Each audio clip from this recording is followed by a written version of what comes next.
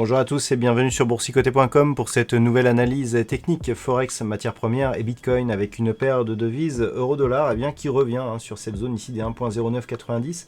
C'était une zone attendue depuis que l'on avait cassé ici la zone des 1.1020.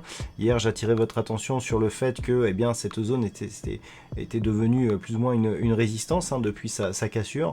Donc on a validé ici la poursuite du mouvement, on est quasiment ici sur la zone de support, on peut dire même que l'on est dans l'épaisseur du trait. Donc maintenant de deux choses l'une, alors soit on rebondit sur cette zone et dans ce cas là on peut avoir une figure de retournement moyen terme qui pourrait se former, puisque nous avons actuellement des trajectoires ici qui pourraient nous donner ici un double bottom, soit on casse ici dans cette zone et dans ce cas là on aura tout simplement l'impulsion ici, la phase de consolidation et la poursuite du mouvement. Et en cas de poursuite, nous avons un objectif qui se situe désormais sur la zone ici horizontale des 1.0930. Sur le câble, par contre, toujours pas de tendance. La dynamique ici court terme est toujours aussi neutre, donc suite à la forte phase haussière que nous avions eue précédemment, on continue ici à osciller entre 1.2780 et 1.2970. On est quasiment ici au milieu de cette zone d'évolution horizontale, donc très difficile ici de définir un directionnel porteur. Ce que l'on peut remarquer, c'est que sur les dernières oscillations, on a retrouvé ici l'ancien retracement de Fibonacci à 23,6% qui a agi comme support.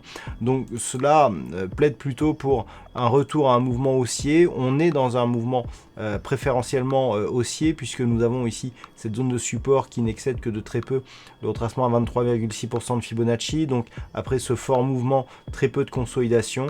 Donc on a plutôt une perspective de continuité haussière, mais qu'il faudrait valider par une rupture 1 ici des 1.2970 et 2 de cette zone ici de point haut à 1.3012 et cela nous ouvrirait de nouveaux objectifs à la hausse.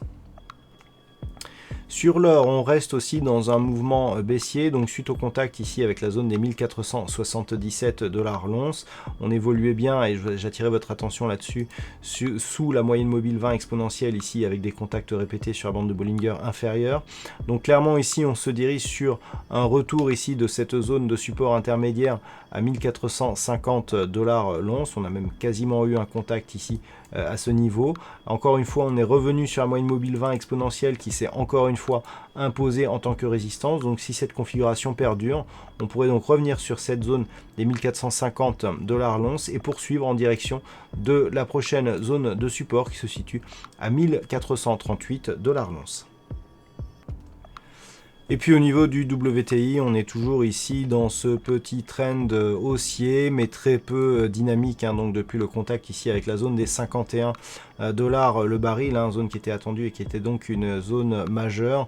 Toujours donc à l'intérieur de ce trend avec une évolution qui est très lente en quelques semaines. On est passé ici depuis le début du mois d'octobre à ce contact à 51 $ le baril sur une zone ici d'évolution moyenne à 58 avec très peu de volatilité quand on regarde ici l'intégralité de cette dynamique. Donc toujours ici à l'intérieur de cette zone, on évolue donc plutôt à l'intérieur et au milieu de ce trend. Donc toujours ici dans une direction plutôt haussière avec donc comme perspective une possible poursuite en direction des 59 $ le baril.